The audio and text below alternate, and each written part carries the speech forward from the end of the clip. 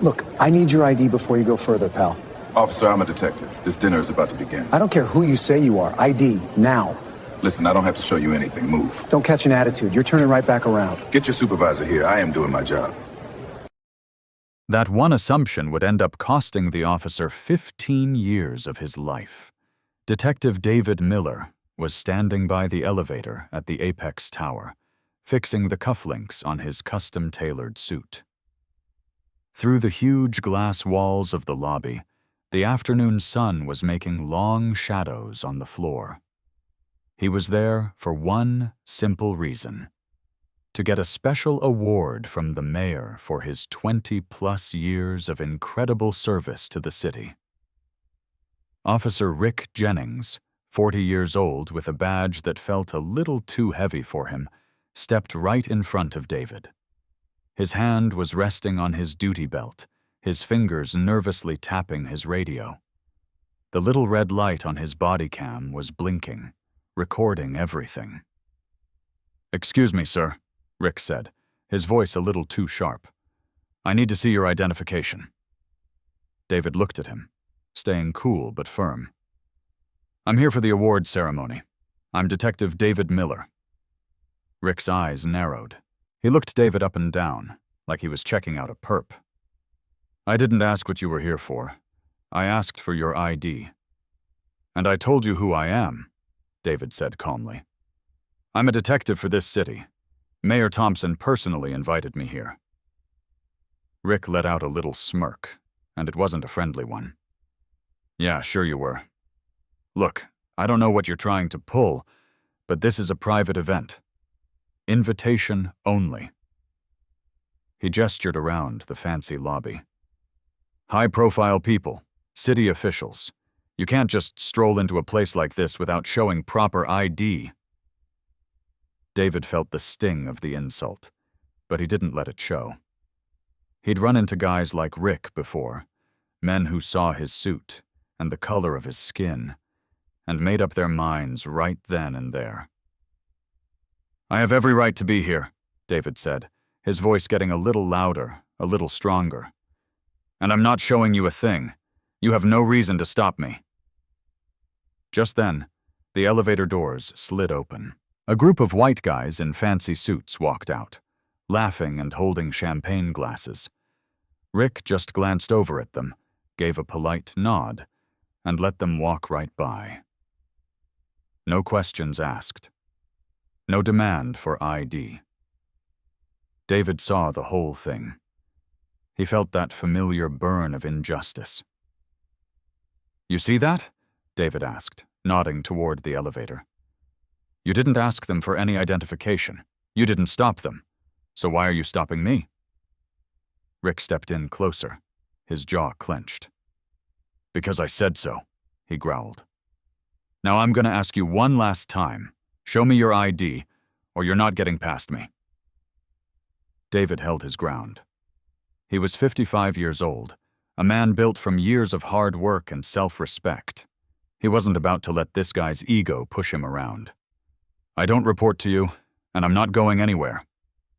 Rick's hand moved toward his handcuffs. "Wrong answer." The Bodycam just kept on recording.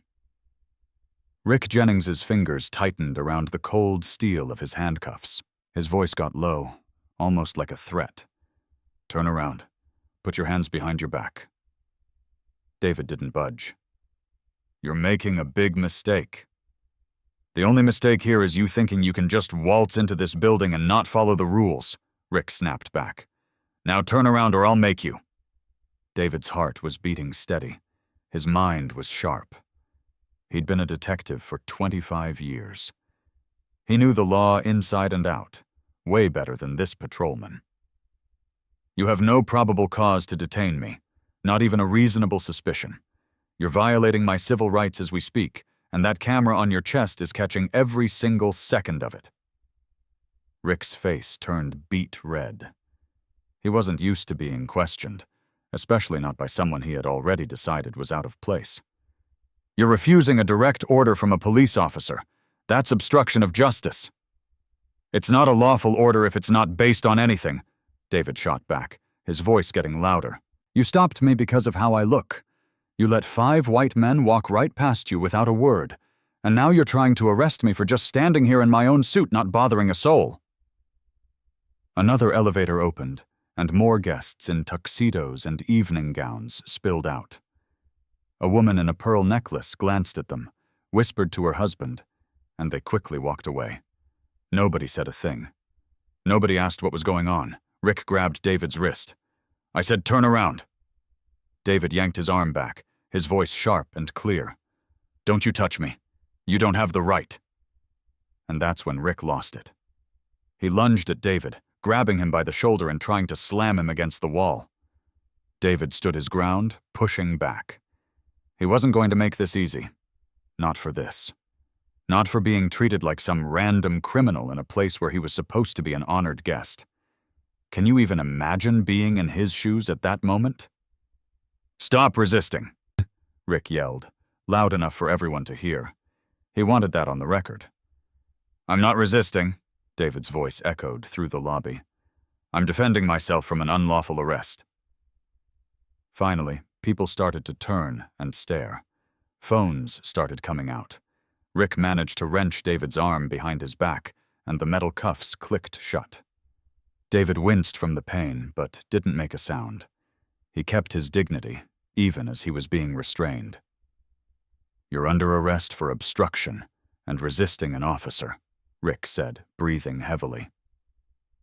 David turned his head to look straight into the body cam. "My name is Detective David Miller, badge number 5829. I have served this city for over 2 decades, and I am being arrested while trying to attend an awards ceremony in my honor. Don't forget this." Rick started pushing David toward a side exit, away from the main event. David stumbled, but caught himself. He refused to let himself fall. As they headed for the door, David spoke again, his voice quiet but sharp. "You just threw your entire career away. You know that, right?"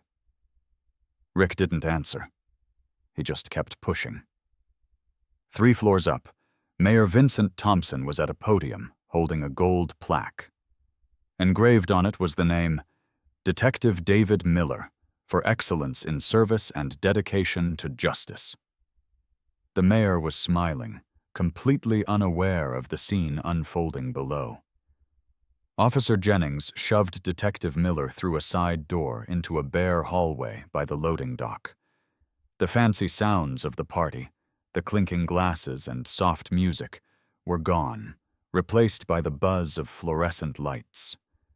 David's wrists were aching in the cuffs, but he stood tall. His voice was even and clear.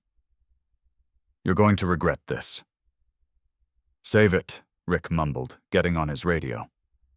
"Dispatch, this is Officer Jennings. I have a suspect in custody for obstruction and resisting. Requesting backup at the Apex Tower, south entrance." The radio crackled back. "Copy that, Jennings. Backup is on the way." David looked right at him. "You didn't even bother to ask for my name. You didn't run a check.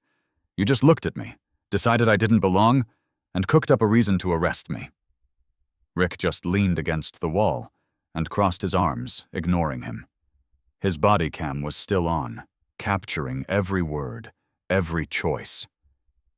"I want to speak to your supervisor," David said. "You can make your phone call from the station," Rick shot back.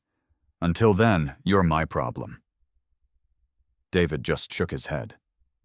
"You really have no clue who you just arrested, do you?" Rick finally looked at him, a smirk on his face. "I know exactly who you are. You're just another guy trying to get into a party where he's not wanted." It's honestly heartbreaking to think about it. David didn't even flinch. "I'm the man they're waiting for upstairs. The man the mayor is about to give an award to, and you just dragged me out of here in handcuffs."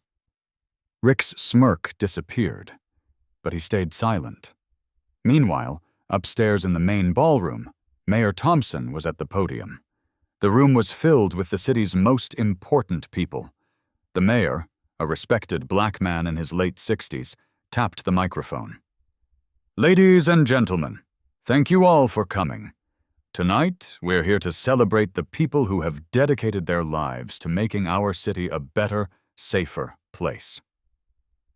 The crowd clapped. The mayor looked at his notes. Our next honoree has served this city with distinction for over 25 years. He's cracked some of our toughest cases and has been a mentor to so many young officers. He paused.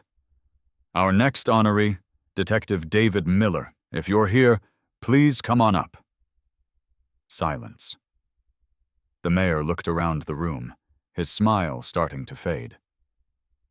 Detective Miller? Still nothing. An aide quickly came up to the stage and whispered something to the mayor.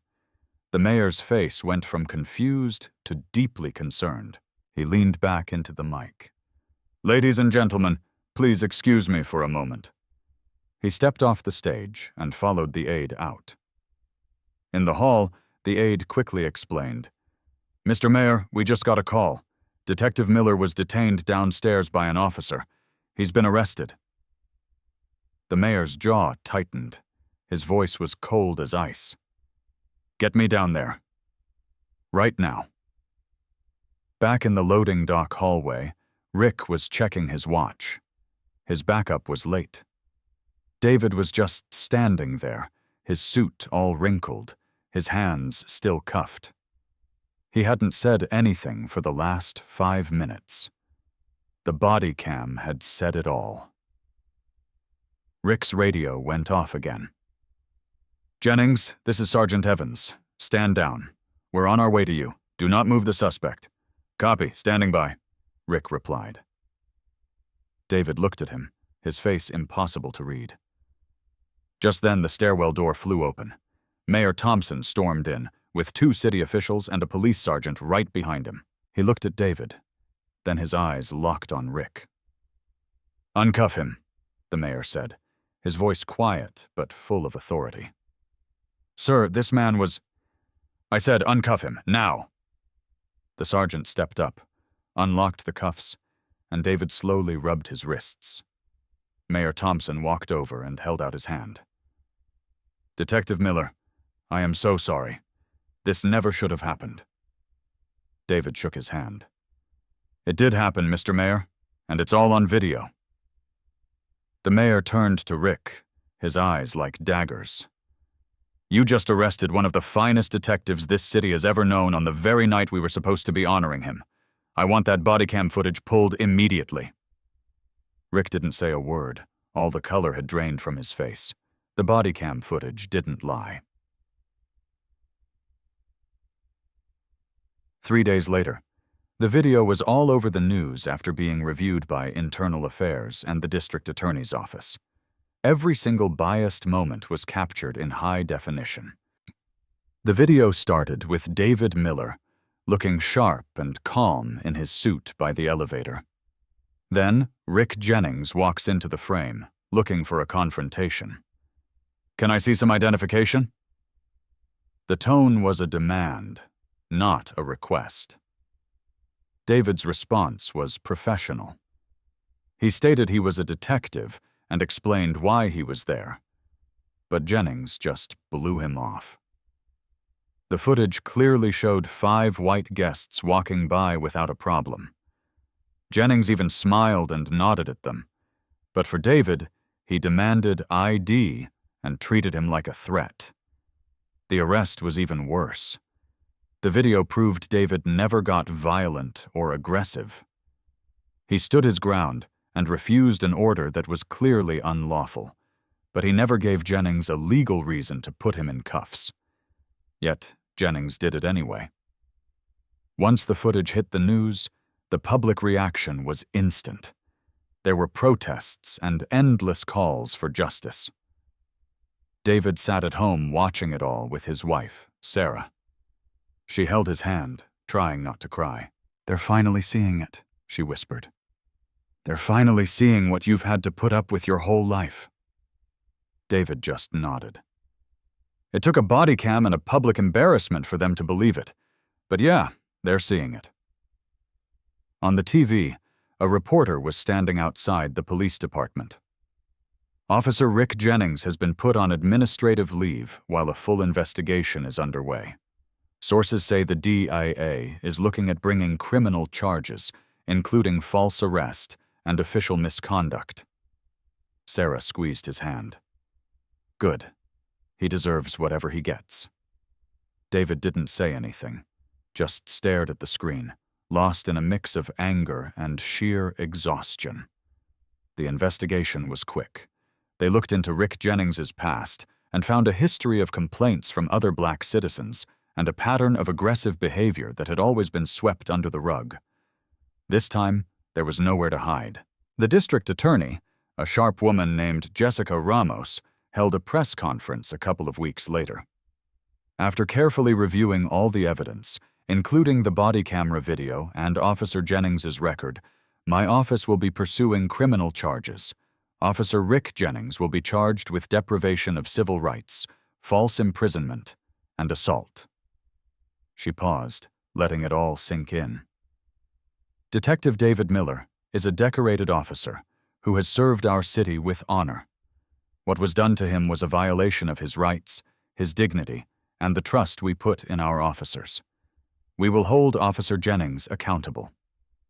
The trial took 3 weeks. The prosecution played the Bodycam video for the jury, showing it from every angle. They had witnesses who saw the whole thing happen. Police procedure experts testified that Jennings had absolutely no legal reason to even stop David, let alone arrest him. Jennings's defense team tried to argue that he was just following protocol and that David's refusal to show ID was enough to justify the arrest. But the jury wasn't buying it. They saw the other guests walk by freely. They saw that there was no probable cause. They saw an officer on a power trip. It took the jury less than 4 hours to come back with a verdict. Guilty on all charges. Rick Jennings just sat there, completely blank-faced. When the judge handed down the sentence, 15 years in federal prison, he just dropped his head. David Miller was sitting in the back of the courtroom. He didn't smile or celebrate. He just let out a long, slow breath. Justice was served, but it didn't change what had happened. It didn't take away the humiliation or the anger of it all. The city settled with David soon after for $750,000. He got an apology from the police chief, and new policies like mandatory bias training were put in place. Things that should have been there all along. David took the money, but it didn't feel like a victory. He just felt worn out. One night, his wife Sarah asked him, "Do you think it was worth it, standing up to him like that?" David thought for a minute. "Yeah," he said, "because the next black man who walks into that building shouldn't have to experience what I did. If what I went through makes that less likely, then yeah, it was worth it." 6 months later, David Miller was standing in front of a class of new police cadets at the academy. He didn't hold back. "On the night I was supposed to be getting an award from the mayor, I was arrested," he told them. "Not because I did anything wrong, but because an officer looked at me and decided I didn't belong." The room was dead silent.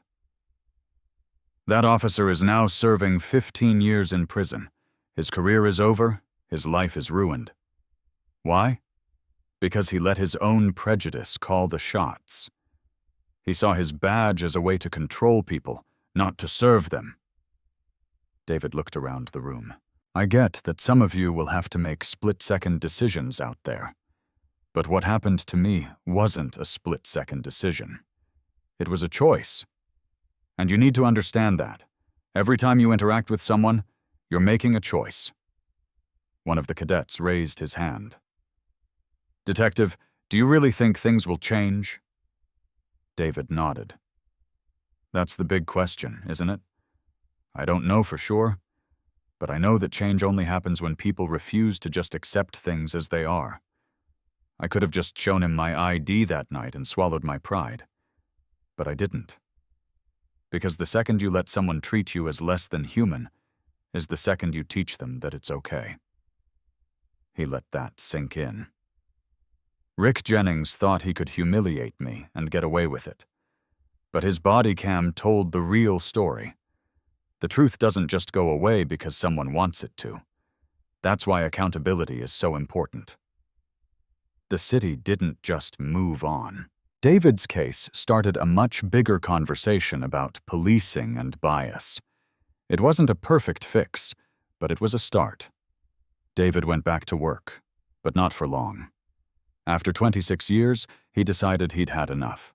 He started a nonprofit to help young people in tough neighborhoods, teaching them about their rights and how to stand up for themselves. Sarah used to joke that he was working harder now than when he was a detective, and she was probably right. One evening, a teenager named Leo came up to him. "Mr. Miller, can I ask you something? When that cop arrested you, weren't you scared? I mean, what if he got violent?" David looked at the kid. "Yeah, I was scared. Being scared doesn't make you weak. It makes you human. But I was more scared of what would happen if I didn't stand up for myself. Because if I let him get away with that, then I'm teaching him and every other cop that it's okay. Fear is real, but so is your dignity." Leo nodded. "I think I get it." "Good," David said, "because someday you'll have to choose between taking the easy way out and doing what's right. When that day comes, remember this: your dignity is never up for negotiation." What happened left scars on David and on the whole community, but scars are just proof that you survived. Rick Jennings's 15-year sentence sent a clear message: you can't abuse your power and expect to get away with it. The body cam footage is now used in training as a lesson of what not to do. David never saw himself as a hero. He was just a man who refused to be treated as anything less. And maybe that's what being a hero really is. The settlement money didn't make the humiliation disappear, but it helped him fund his nonprofit and turn a painful experience into something with purpose. Years later, when people would ask David if he would do it all over again, his answer was always the same. Every single time. Because justice isn't just about winning in court.